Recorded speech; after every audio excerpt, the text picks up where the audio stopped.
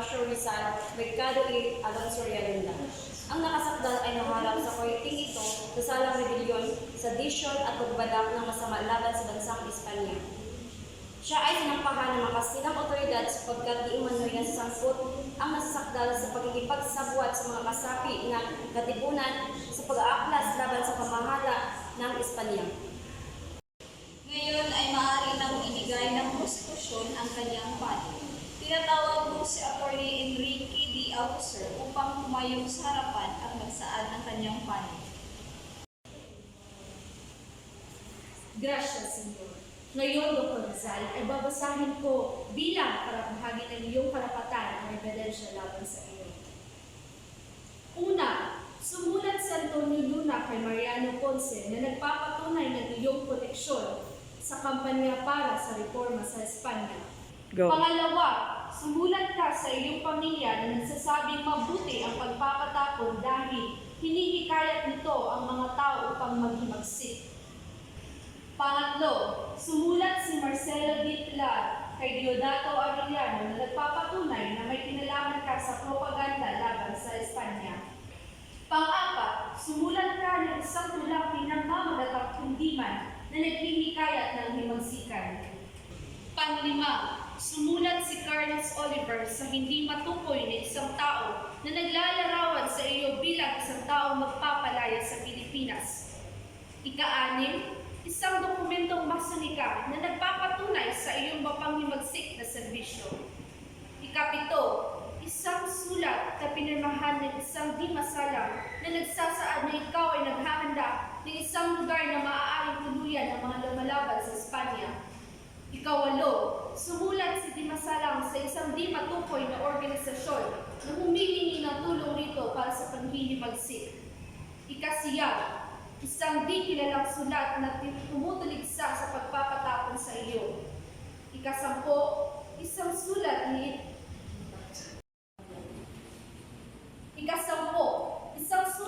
Ildefonso Laurel sa iyo na nagsasabing ikaw ang tagapagligtas ng mga Pilipino.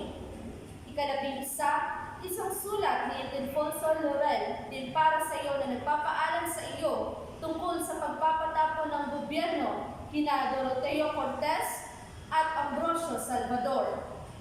Ika-12, isang sulat ni Marcelo D. Pilar kay Don Juan Tenduz na nagre-rekomenda ng pagpapatayo ng isang espesyal na organisasyon.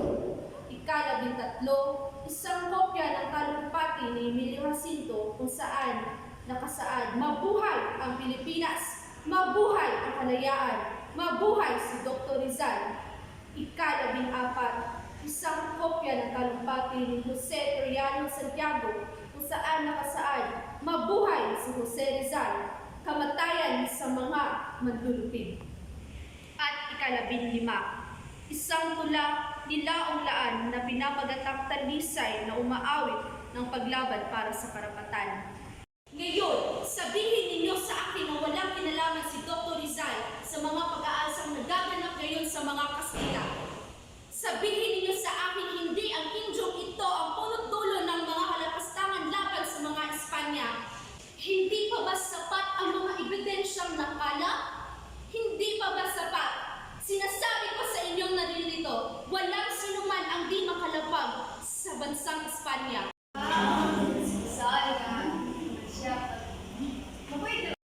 Silencio, gracious Attorney Auser. Ngayon naman ay ating pakinggan ang panig ng depensa. Aking tinatawagan sa hukumang ito si Kapitan Luis Tapial de Andrade upang ipagtanggol ang kanyang panig. Gracias, Señor.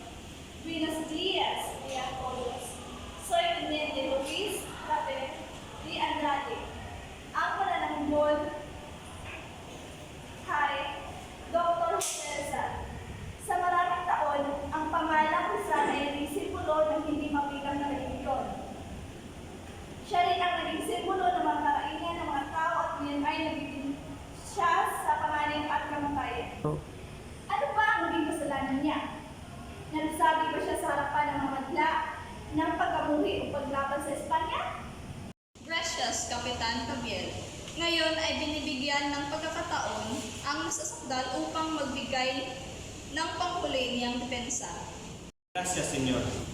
Naipatapon ako sa dapitan at nanatili ko ng 4 na taon. Sa buong pananatili ko ay wala akong ibang iniisip kundi ang kalagayan ng aking pamilya. Unang-una, wala akong kaugnayan sa revelasyon dahil ako pa mismo ang nagpayo kay Dr. Pio Valenzuela noon sa dapitan na huwag ipagpatuloy ang himagsikang pinagplanong katipunan. Pangalawa, hindi ako nakipagsulatan sa mga elementong radikal at revolusyonaryo. Pangatlo, ginamit ng mga revolusyonaryo ang aking pangalan nang hindi ko nalalaman kung ako'y may sala. Di sana'y tumakas na ako sa Singapore. Pang-apat, kung may kaugnayan ako sa revolusyon, di sana'y tumakas na ako'y sakay ng isang bintang moro at di na nagpatayo ng tahanan.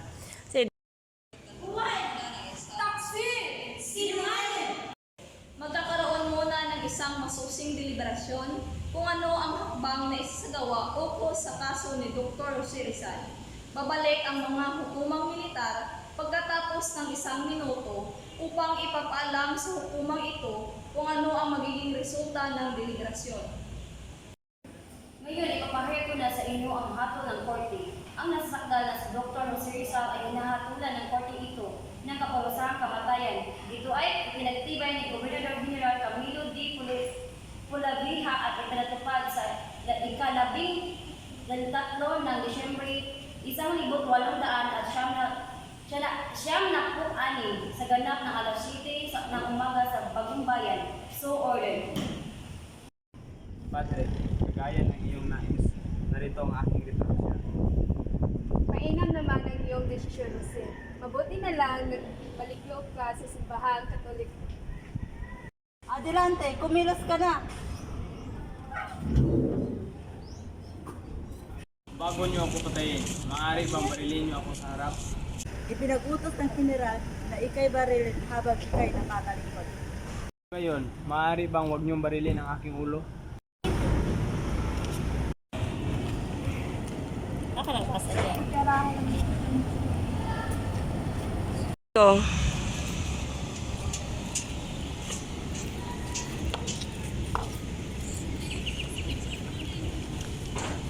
Ng hari ng Espanya ang sinumang magsisigaw sa kanyang boses na kasang-ayon sa kriminal ay paparusahan ng kamatayan. Consumatum est! Emperor!